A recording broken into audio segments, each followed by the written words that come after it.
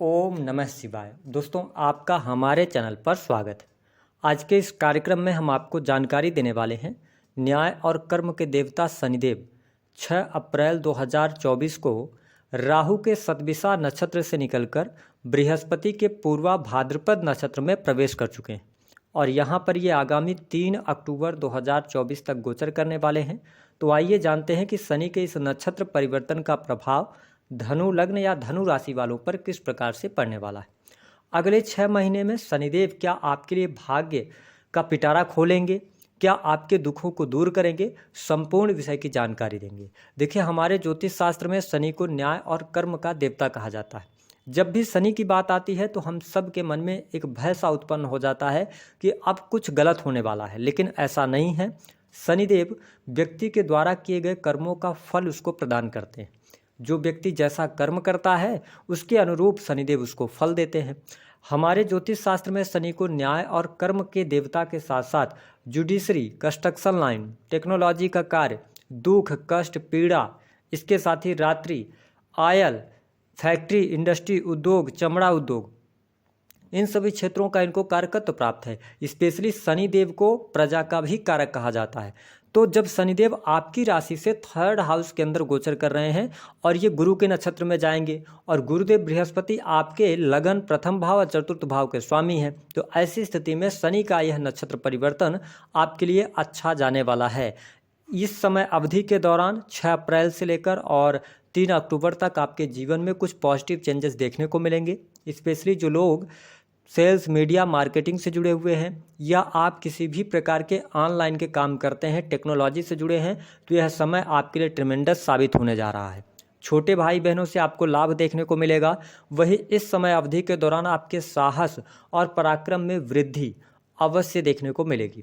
आपका अभी तक जिन कार्यों में मन नहीं लग रहा था या किसी कारणवश आलस्य का भाव आ रहा था, तो आप देखेंगे कि अब आलस्य आपका दूर होगा और अपने कार्यों को बहुत अच्छे तरीके से आप निभाने वाले हैं।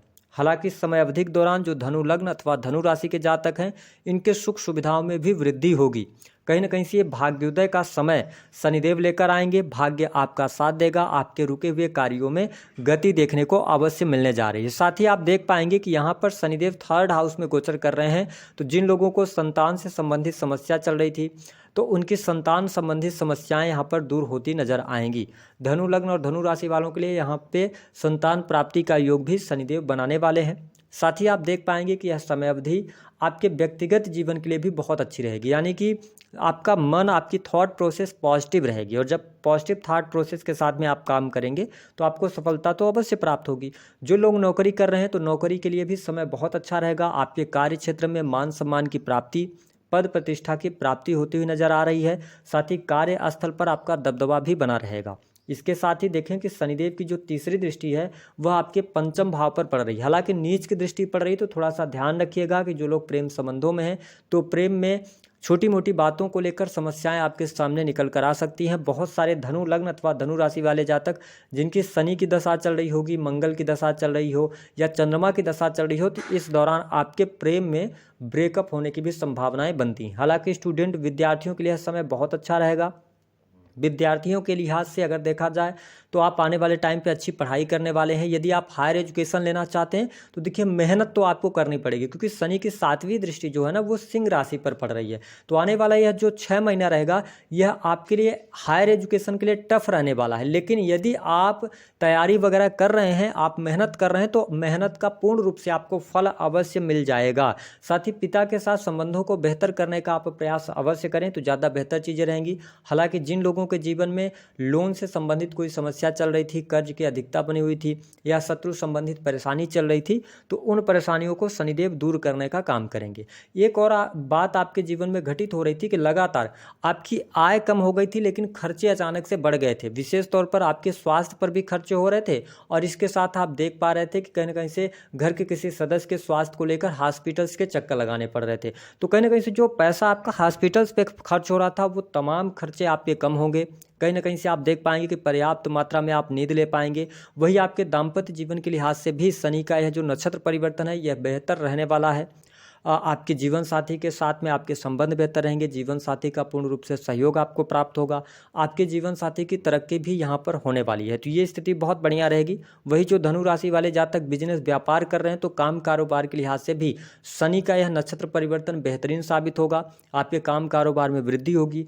नए कार्य की शुरुआत की तरफ आप जाना चाहते हैं, नया बिजनेस को स्टार्ट करना चाहते हैं, स्टेब्लिश करना चाहते हैं, तो आपके लिए 15 मई के बाद का समय नए कार्य की शुरुआत को दर्शा रहा है। आप नए कार्यों की तरफ जा सकते हैं। इसके साथ एक बात और चल रही थी कि धनु लग्न और धनु राशि वालों, सबसे इंपॉर्टेंट बात, ये कार्यस्थल पर आपका मन नहीं लग रहा था। आप किसी भी कार्य को कर रहे थे, बार बार आपको चेंज करना पड़ रहा था। अगर आप प्राइवेट सेक्टर के अंदर नौकरी कर रहे थे तो कुछ समय तक नौकरी किया, उसके बाद संतुष्टि नहीं मिल पा रही थी, बार बार चेंजेस हो रहे थे। तो अब इन चेंजेस, जो भी चेंजेस होंगे तो पॉजिटिव वे में होंगे और आप अब स्टेबल होंगे, क्योंकि शनि को स्टेबिलिटी का भी कारक कहा जाता है। तो ये बेहतर परिस्थिति यहाँ पर बनाने का कार्य करेंगे। यदि आपका कोई भी ऐसा कार्य है जो कि यात्रा से जुड़ा हुआ है, जिसमें छोटी मोटी यात्राएं करनी पड़ती हैं, या ट्रांसपोर्टिंग के कार्यों से आप जुड़े हुए हैं, तो व्हीकल से संबंधित काम करते हैं, रेंटल इनकम प्राप्त करते हैं, तो यह समय आपके लिए बेहद ही शानदार रहने वाला है। इसके साथ में यदि देखा जाए तो धनु लग्न और धनु राशि वालों के लिए, जो लोग बैंकिंग सेक्टर के अंदर काम करते हैं, उनके लिए भी बहुत अच्छा समय रहेगा, क्योंकि